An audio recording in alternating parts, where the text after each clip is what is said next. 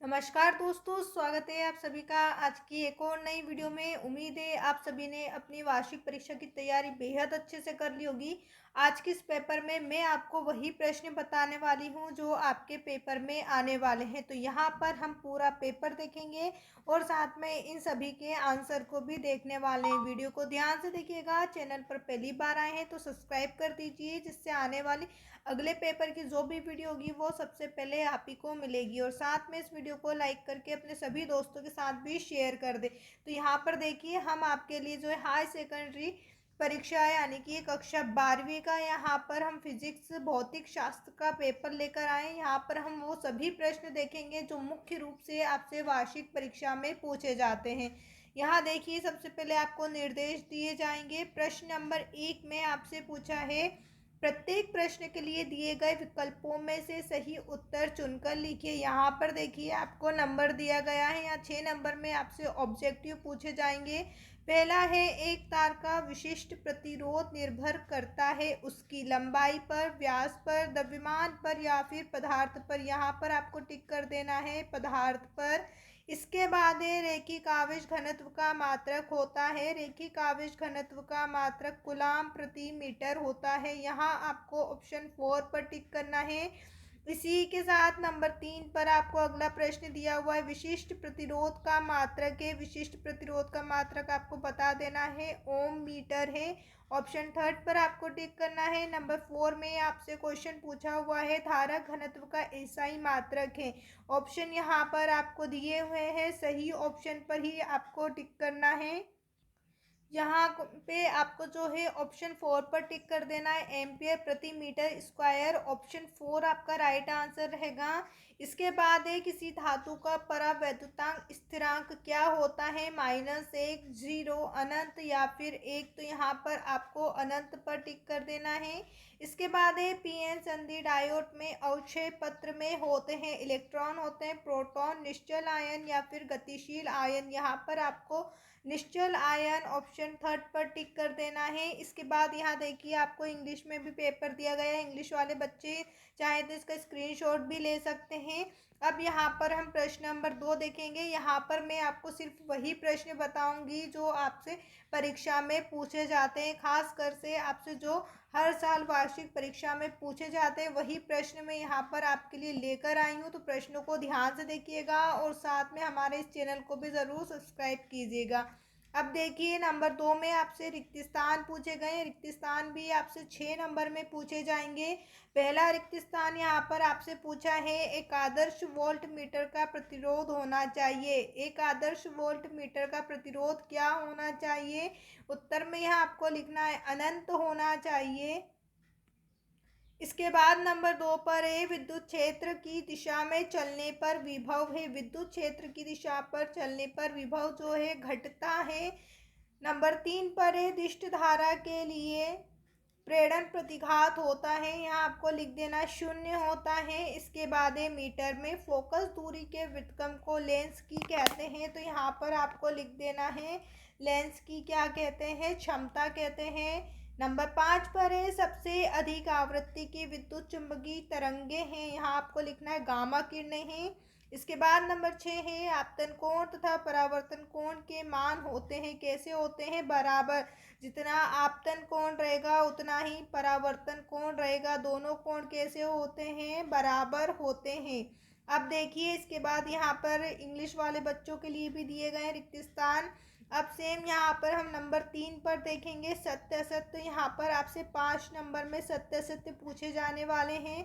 पहला यहाँ पर सत्य असत्य आपसे पूछा गया हैगा, चुंबकीय बल रेखा एक दूसरे को नहीं काटती। यहाँ कथन आपका सत्य रहेगा। इसके बाद दीर्घ रेडियो तरंगों की आवृत्ति सर्वाधिक होती है, कैसी होती है, सर्वाधिक होती है। तो यहाँ आपका कथन सत्य रहेगा। दीर्घ रेडियो तरंगों की जो आवृत्ति होती है वो सर्वाधिक होती है।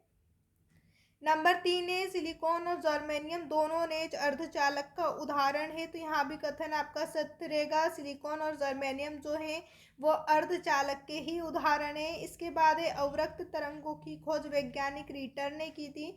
यहाँ कथन आपका असत्य रहेगा। इसके बाद है नंबर 5 पर, चालक के भीतर स्थिर वैद्युत क्षेत्र शून्य नहीं होता। यह कथन भी आपका असत्य रहेगा। ये 5 नंबर अब आपके कंप्लीट हुए। इसके बाद यह इंग्लिश वाले बच्चों के लिए दिया गया है। यहाँ पर हमें नंबर 4 में देखिए सही जोड़ी दी गई है। 6 नंबर में यहाँ पर आपको जो है जोड़ी दी गई है, जोड़ी को यहाँ पर आपको मिला लेना है। पीछे देखिए मैंने नंबर डाल रखे हैं जोड़ी का। द्रव्य तरंगे जिसे हम मिला देंगे गतिशील कण से। इसके बाद है प्लांक नियतांक का मान जिसे हम मिलाएंगे 6.63 इंटू 10⁻⁻34 जूल सेकंड। रदरफोर्ड जिसे हम यहाँ पर मिला देंगे परमाणु नाभिकी का मॉडल। संभारिका जिसे हम मिलाएंगे न्यूक्लियनों की संख्या समान, और न्यूक्लियन को हम मिलाएंगे प्रोटॉन तथा न्यूट्रॉन से। और लास्ट द्रव्यमान ऊर्जा समतुल्यता का संबंध हम मिलाएंगे आइंस्टीन से। अब देखिए इसके बाद यहाँ पर आपको इंग्लिश में दिया गया है। इसके बाद देखिए प्रश्न नंबर 5 है, प्रत्येक का एक शब्द या एक वाक्य में उत्तर दीजिए। यहाँ पर आपसे ये 5 नंबर में पूछा जाएगा। पहला प्रश्न है, अन्योन प्रेरण का एक उदाहरण दीजिए। यहाँ पर आपको अन्योन प्रेरण का एक उदाहरण बताना है, तो यहाँ पर आप लिख सकते हैं ट्रांसफार्मर। इसके बाद है, कौन सा सूक्ष्मदर्शी रीडिंग लेंस में भी कहलाता है। कौन सा सूक्ष्मदर्शी रीडिंग लेंस भी कहलाता है, तो यहाँ आपको लिखना है सरल सूक्ष्मदर्शी। सरल सूक्ष्मदर्शी को हम रीडिंग लेंस भी कहते हैं। इसके बाद है, उच्च वोल्टेज प्राप्त करने के लिए सेलों को कौन से क्रम में जोड़ा जाता है। तो अगर आपको उच्च वोल्टेज चाहिए, अधिक वोल्टेज चाहिए, तो सेलों को आप कौन से क्रम में जोड़ेंगे। यहाँ पर आपको लिखना है श्रेणी क्रम में। इसके बाद है, विकिरण की ऊर्जा एवं आवृत्ति में संबंध लिखिए। विकिरण की ऊर्जा एवं आवृत्ति में आपको संबंध बता देना है, E बराबर hv। इसके बाद है, विद्युत चुम्बकीय तरंगों का मूल स्रोत क्या है। यहाँ पर आपको लिखना है त्वरित आवेश। अब इसके बाद यहाँ पर आप देखिए, यहाँ आपको इंग्लिश के लिए दिया गया है। इसके बाद हम बात करें प्रश्न उत्तर की, तो यहाँ पर देखिए हर एक प्रश्न के पीछे आपको मार्क्स दिए गए हैं, कौन सा प्रश्न जो है कितने नंबर का रहने वाला है। तो यहाँ देखिए प्रश्न नंबर 6 में आपसे पूछा है समविभव पृष्ठ की 2 विशेषता। यहाँ पर आपसे 2 विशेषता 2 नंबर में पूछी, तो यहाँ केवल आपको 2 विशेषता बतानी है, ज़्यादा आंसर नहीं लिखना है। केवल 2 विशेषताएं लिख के आपको आंसर खत्म करना है। इसी के अथवा में फेराडे के विद्युत चुम्बकीय प्रेरण के नियम लिखिए। यहाँ पर आपसे पूछा है, तो यहाँ पर आपको नियम लिख देने हैं। दोनों में से किसी एक ही प्रश्न को आपको हल करना है, जो ज़्यादा अच्छे से आता है उसे ही हल करें। और कॉपी में हमेशा ध्यान रखिए कि काटा पिटी नहीं करना है, बिल्कुल साफ और सुंदर राइटिंग में जो है आपको अपनी कॉपी में लिखना है। बिल्कुल भी ऐसे किसी भी तरीके से काटा पिटी आपको नहीं करना है। जितना साफ लिखेंगे, जितना अच्छा सुंदर लिखेंगे, उतनी ही अच्छी आपकी कॉपी दिखेगी और टीचर को उतना ही अच्छा लगेगा और उतने ही अच्छे आपको मार्क्स भी मिलेंगे। तो इन बातों का विशेष ध्यान रखें परीक्षा में। इसके बाद प्रश्न नंबर 7 है, प्रकाश के विवरण से आप क्या समझते हैं, अथवा में विद्युत फ्लक्स को परिभाषित कीजिए एवं इसका सूत्र लिखिए। यहाँ पर इंग्लिश वाले बच्चों के लिए भी क्वेश्चन है, तो ये भी नोट करते चलें जो भी इंग्लिश में है। अब इसके बाद प्रश्न नंबर 8 है, चुंबकीय फ्लक्स का एसआई मात्रक एवं विभेद सूत्र लिखिए। अथवा में ओम के नियम की 2 आवश्यक सीमाएं दी गई। यहाँ पर आपको केवल 2 सीमाएं बताना है। प्रश्न नंबर 9 आपको दिया हुआ है। एग्जाम में हर एक प्रश्न को आपको बिल्कुल ध्यान से पढ़ना है, हड़बड़ी में फटाफट प्रश्न नहीं पढ़ना है। आराम से एक एक प्रश्न पढ़ें और उसका उत्तर लिखते हुए चलें। अब देखिए, विद्युत द्विध्रुव की किस स्थिति में किसी बिंदु पर विद्युत विभव शून्य होता है, अथवा में किसी रेडियो एक्टिव पदार्थ की अर्ध आयु से क्या तात्पर्य है। प्रश्न नंबर 10 है, द्रव्य तरंगों के कोई 2 गुण लिखिए। अथवा में किरचॉफ का वोल्टता का नियम आपसे पूछा है। प्रश्न नंबर 11 है, गामा किरणों का स्रोत बताइए तथा 2 उपयोग लिखिए। इसी के अथवा में पी एवं एन प्रकार के अर्धचालकों के 2 अंतर लिखिए। तो यहाँ पर अभी आपसे 2-2 नंबर वाले ही प्रश्न पूछे जा रहे हैं। प्रश्न नंबर 12 है, प्रकाश विद्युत प्रभाव क्या है। आइंस्टीन का प्रकाश विद्युत समीकरण लिखकर उसमें प्रयुक्त संकेत का अर्थ लिखिए। अथवा में अर्धचालक पदार्थ क्या है, उदाहरण दीजिए। तो यहाँ इसके बाद प्रश्न नंबर 13 है, कूलाम का नियम लिखिए तथा इस नियम के आधार पर एकांक आवेश की परिभाषा लिखिए। यहाँ पर आपसे अब 3 नंबर वाले प्रश्न पूछे जाएंगे, तो इनका आंसर आप हो सके तो 3 नंबर में बताएं। 3 से 4 लाइन में इनका आंसर ज़रूर लिखें, या जितना इसमें पूछा जा रहा है उतना आंसर आप यहाँ पर लिखें। अथवा में है, किसी चालक में धारा प्रवाहित करने में वे विद्युत ऊर्जा का विद्युत सामर्थ्य के व्यंजन लिखिए। नंबर 14 में पूछा है, विद्युत वाहक बल एवं विद्युत विभवांतर में 3 अंतर। तो यहाँ पर केवल आपको 3 अंतर बताना है। 3 नंबर में ये प्रश्न आपसे पूछा है। इसके बाद अथवा में है, आवेश के क्वांटीकरण से आप क्या समझते हो, मूल आवेश क्या है। प्रश्न नंबर 15 है, किसी चालक की धारिता से क्या तात्पर्य है, इसे प्रभावित करने वाले कारक लिखिए। तो यहाँ पर आप केवल 3 कारक लिखकर बता सकते हैं।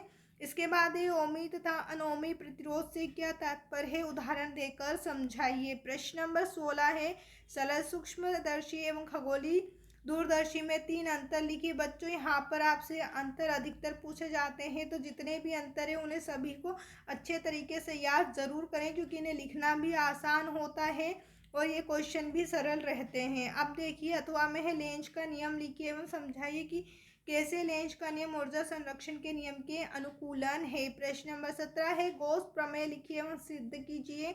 ये प्रश्न देखिए अब आपसे 4 नंबर में पूछा जाएगा। प्रश्न नंबर 17 से जो है आपसे 4 नंबर वाले प्रश्न पूछे जाएंगे। अथवा में है, दिष्टकारी किसे कहते हैं, विद्युत आरेख पीएन संधि डायोड के पूर्ण तरंग दिष्टकारी क्रिया समझाइए। इसके बाद है नंबर 18, खगोलीय दूरदर्शी का वर्णन निम्न शीर्षों के अंतर्गत करना है। यहाँ पर आपको बताया गया है। अथवा में ट्रांसफार्मर किसे कहते हैं, इसके सिद्धांत एवं इसमें होने वाली ऊर्जा क्षय को समझाना है। प्रश्न नंबर 19 में आपको 2 समांतर धारावाही चालकों के मध्य वाले बल की गणना कीजिए। यहाँ बल कब आकर्षण होगा और कब प्रतिकर्षण। इसके बाद अथवा में है, मीटर सेतु का नामांकित चित्र तथा यहाँ किस सिद्धांत पर कार्य करता है, कोई 2 सावधानियां लिखिए। यहाँ पर देखिए आपसे चित्र प्रश्न पूछा गया है, तो यहाँ पर 4 नंबर में आपसे एक चित्र वाला प्रश्न पूछा जाएगा। जितने भी आपको चित्र हैं वो सभी चित्र को अच्छे से कंप्लीट करके ज़रूर जाएं।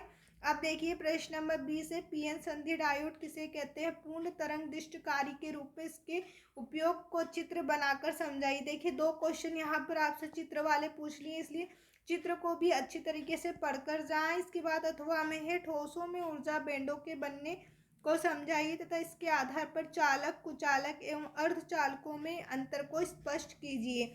उम्मीद है आपको हमारी ये वीडियो पसंद आई होगी। अगर अभी तक आपने हमारे इस चैनल को सब्सक्राइब नहीं किया है तो सब्सक्राइब ज़रूर करें।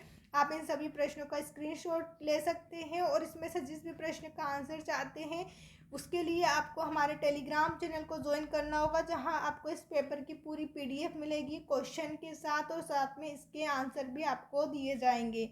वीडियो देखने के लिए आप सभी का धन्यवाद।